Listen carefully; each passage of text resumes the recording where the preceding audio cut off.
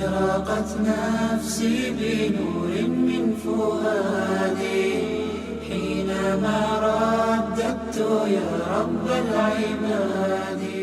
بسم الله الرحمن الرحيم والصلاة والسلام على رسول الله صلى الله عليه وسلم. Akhil kiram rahimani rahimakumullah. Pada kesempatan hari ini saya ingin sedikit menyampaikan beberapa hadis berkenaan dengan keutamaan surat Al-Kahfi. Surat Al-Kahfi ini di dalam Al-Quran adalah surat yang ke-18 dan memiliki 110 ayat. Banyak di antara kaum muslimin lalai, lengah, ya mungkin karena ketidaktahuan mereka terhadap dalil-dalil, terhadap hadis-hadis yang menjelaskan tentang keutamaan surat Al-Kahfi ini. Oleh karena itulah mereka lebih disibukkan membaca surat-surat tertentu yang dibaca pada hari atau malam tertentu. Misalnya banyak di antara kita kaum muslimin membaca surat Yasin yang dibaca pada hari Kamis malam Jumatnya. Atau bahkan banyak di antara mereka mengamalkan amalan-amalan yang tidak pernah ada contohnya dari Rasulullah. Misalnya mereka membaca ya ataupun membawakan pada hari Kamis malam Jumat itu bacaan-bacaan barzanji misalnya, atau kitab rawi ya yang dibaca di masjid-masjid atau di musolah-musolah, yang kalau kita menanyakan kepada mereka dasar-dasarnya, ya tentu tidak akan ada di dalam ya satupun riwayat hadis ya ataupun asar-asar. Nah, oleh karena itulah mudah-mudahan dengan dibawakannya beberapa hadis ini kita menjadi lebih terarah, kita lebih ya mantap nanti untuk mengamalkan ajaran-ajaran yang memang dicontohkan dan diperintahkan dan dianjurkan pula oleh Rasulullah Nabi kita yang mulia.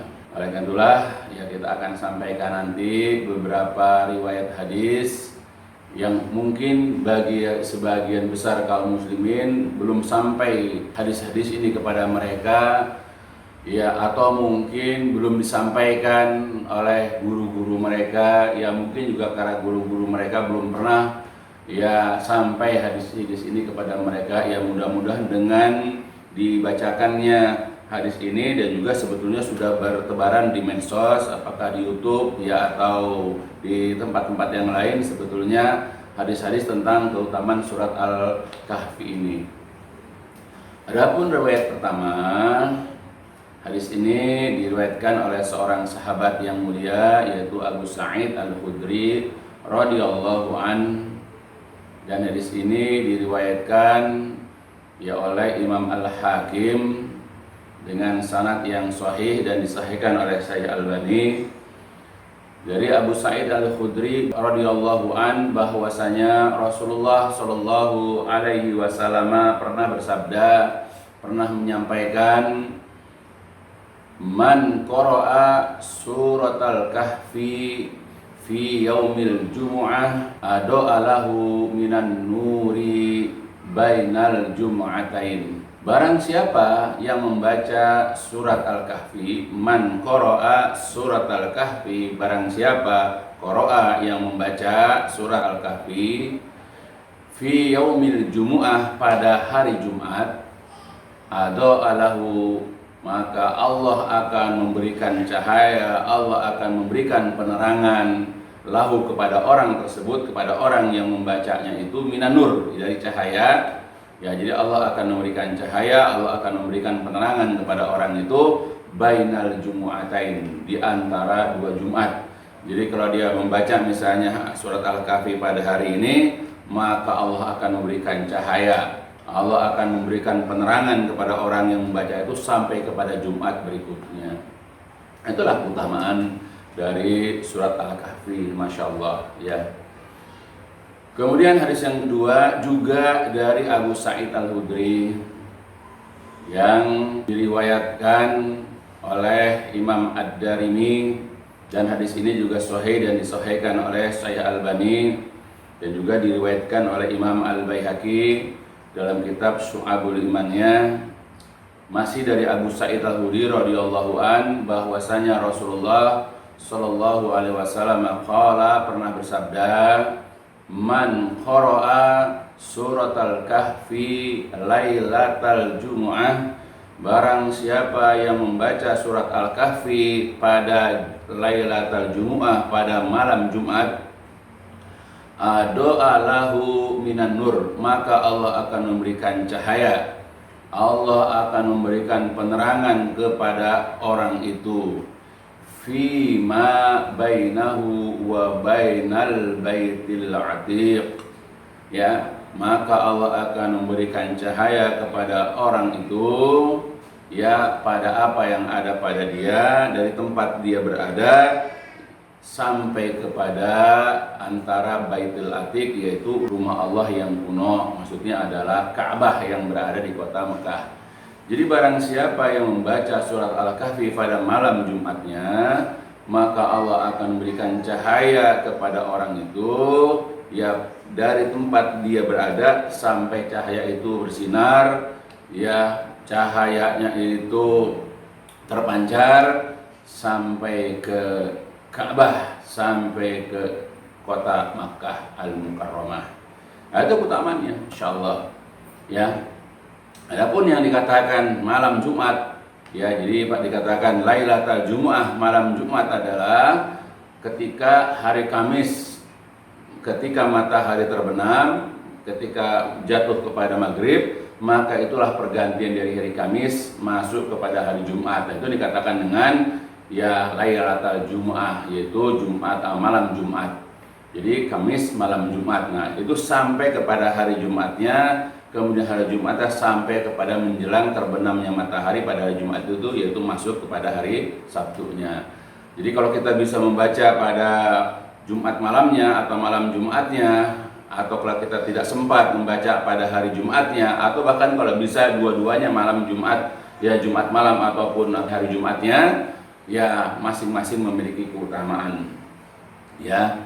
Maka sebab itu dianjurkanlah kepada kita kaum muslimin untuk membiasakan diri membaca surat Al-Kahfi, ya, pada malam Jumat atau pada hari Jumatnya, ya. Maka di antara keutamanya adalah Allah nanti akan memberikan cahaya kepadanya, Allah akan memberikan penerangan kepadanya, ya, yaitu pada tempat dia berada sampai cahaya itu terpancar sampai ke kota Mekah atau sampai ke Ka'bah, dan bahkan cahaya itu terus terpancar, berpendar, ya, sampai Jumat berikutnya. Begitu juga hadis yang ketiga yang juga diriwayatkan, ya, oleh Abu Sa'id Al-Khudri radhiyallahu an, ya, juga hadis ini diriwayatkan oleh Imam Hakim dengan sanad yang sahih dari Abu Sa'id Al-Khudri radhiyallahu an, bahwasanya Rasulullah sallallahu alaihi wasallam pernah bersabda, man qara'a suratal kahfi, barang siapa yang membaca surat Al-Kahfi, man qara'a suratal kahfi, jadi siapa saja, siapapun yang membaca surat Al-Kahfi, kanat lahu nuran, maka surat Al-Kahfi ini nanti akan berubah menjadi cahaya ila yaumil qiyamah, sampai hari kiamat. Ya, jadi ketika seseorang rajin membaca, membiasakan diri, ya, untuk membaca surat Al-Kahfi, maka surat Al-Kahfi yang dibaca itu nanti akan berubah menjadi cahaya yang menyelimuti dirinya. Ya, karena memang, ya, sebagai seorang muslim kita harus meyakini bahwa keimanan dan amal-amal soleh seorang mukmin itu nanti akan memberikan cahaya kepada orang-orang yang senantiasa, ya, mengerjakan amal-amal soleh dan menetapkan iman itu dalam dirinya. Maka akan memberikan cahaya, termasuk yang akan memberikan cahaya penerangan yang nanti dibutuhkan oleh seorang muslim pada hari kiamat adalah dia merajinkan, merutinkan, membiasakan diri untuk membaca surat Al-Kahfi, dan itu ila yaumil qiyamah.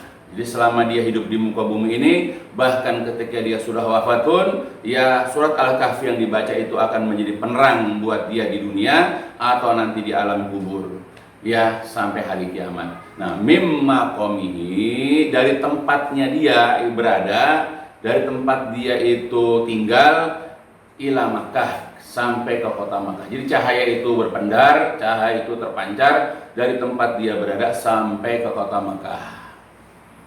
Ya, kemudian ditambah lagi waman qara'a, dan barang siapa yang membaca asyra ayatin 10 ayat min akhiriha, jadi barang siapa yang membaca 10 ayat dari akhir surat Al-Kahfi, ya summa kharaja dajjal, kemudian keluarlah dajjal pada saat itu, ya lam yadurruhu, maka dajjal tidak akan dapat membahayakannya.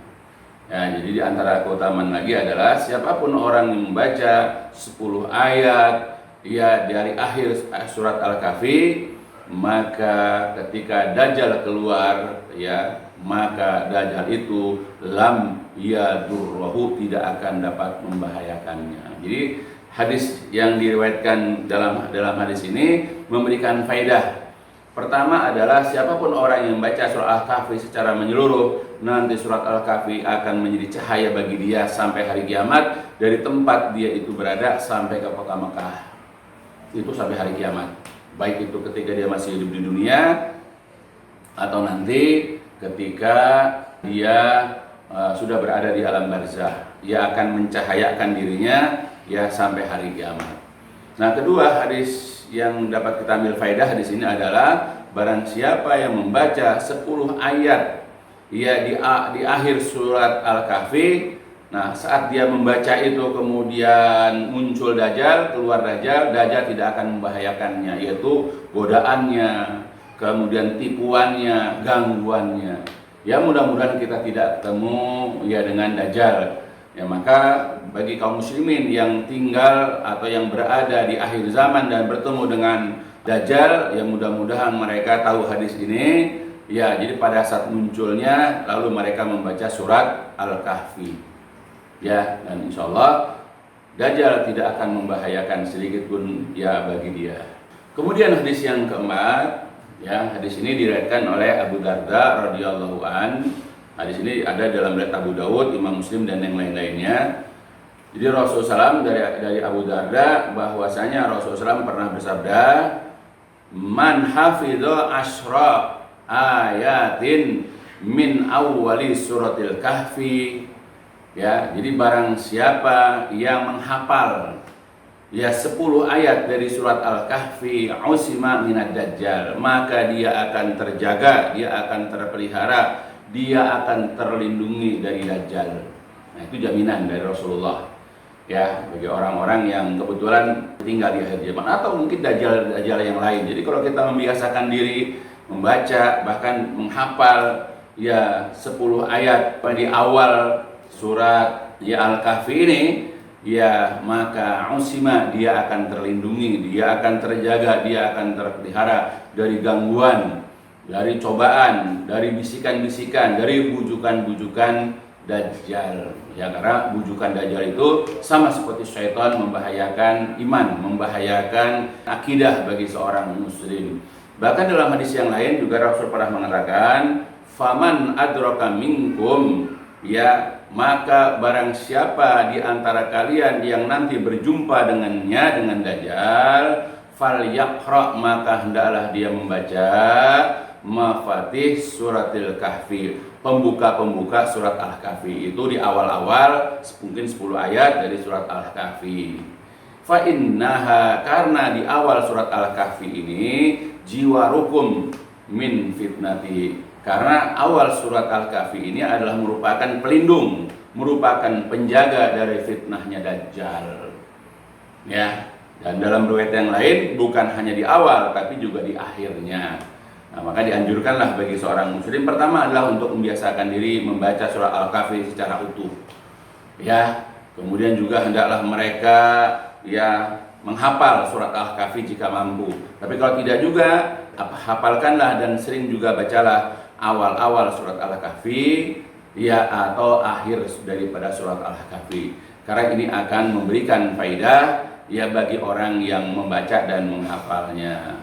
Maka itulah ya sebahagian dari hadis-hadis yang dihimpun, yang dikumpulkan, yang diperuntukkan untuk saudara-saudaraku yang mulia, yang mudah-mudahan Allah memberikan rahmat kepadaku dan juga kepada kalian tentang faidah surat Al-Kahfi yang kita jangan sekali-kali menyepelekannya. Karena di dalam surat Al-Kahfi ini ya terdapat keutamaan-keutamaan yang tidak ada pada surat-surat yang lain. Maka hendaklah kita perhatikan.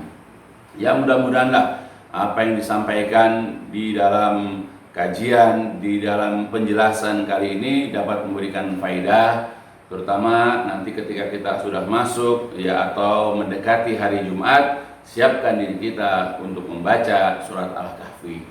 Ya mudah-mudahan apa yang dijelaskan di sini memberikan faidah untuk saya, juga memberikan faidah untuk anak-anak saya dan juga seluruh daripada kaum muslimin ya agar senantiasa memperhatikan keutamaan surat Al-Kahfi ini, dan ketika sudah memahaminya, sudah meyakini kebenaran daripada hadis-hadis tersebut, maka amalkan ya apa yang kita sanggup ya. Sekali lagi mudah-mudahan memberikan faedah untuk kita semuanya, dan diakhiri dengan walhamdulillahirabbil subhanakallahumma wa bihamdika asyhadu an la ilaha illa anta astaghfiruka wa atubu ilaik.